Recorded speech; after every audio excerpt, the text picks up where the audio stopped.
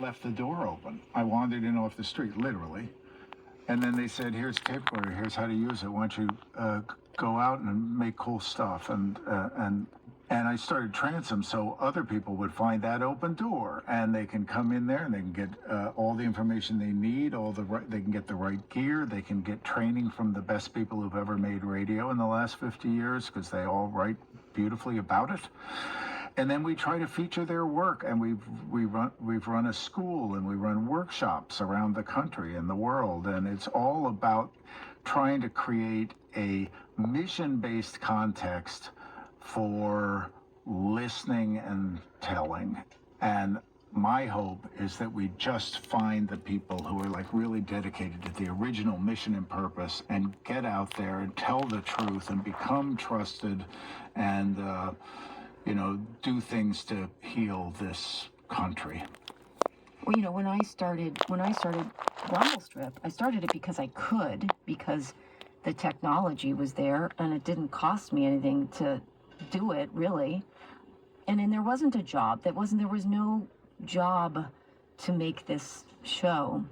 So when people are listening, when we're trying to kind of make a renaissance in radio and there's no money and there are no jobs, what do you say to them? Well, sometimes you may have to act like an artist a little bit, and you may have to do it in your spare time a little bit until there is an opportunity for you. After you've gotten your skills, it's like an apprenticeship, and you'll get to learn stuff, and you'll get an excuse to talk to people.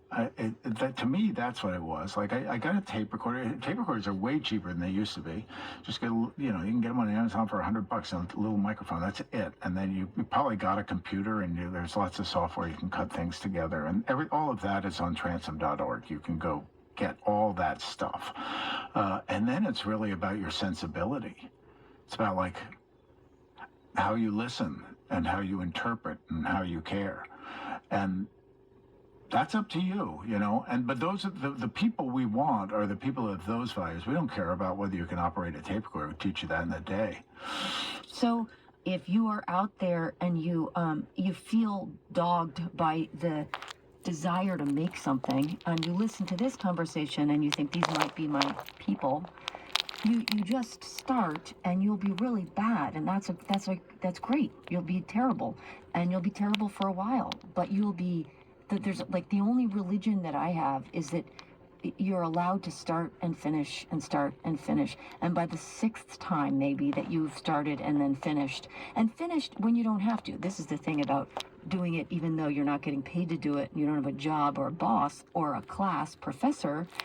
Finishing is an act of faith, because there are going to be 18 really, really good reasons not to finish, or not even to start.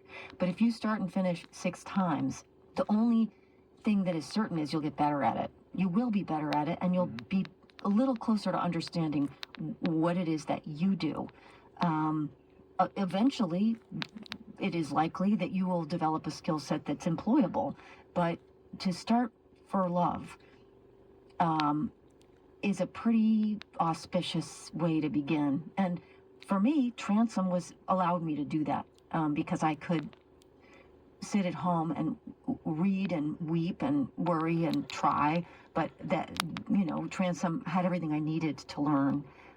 Yeah, I guess that's what I think we need now. Or that's what I hope that this difficult time is an inspiration to people who want to make stories. Mm-hmm. So that was my little soapbox speech. And to finish, once again, why do we need public radio? And what is one thing you hope for the next chapter for public radio?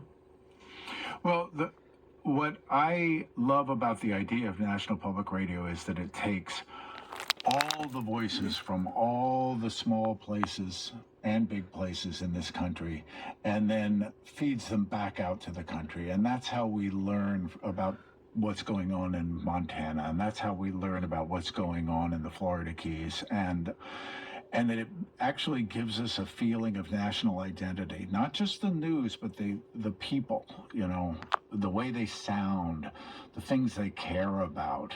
That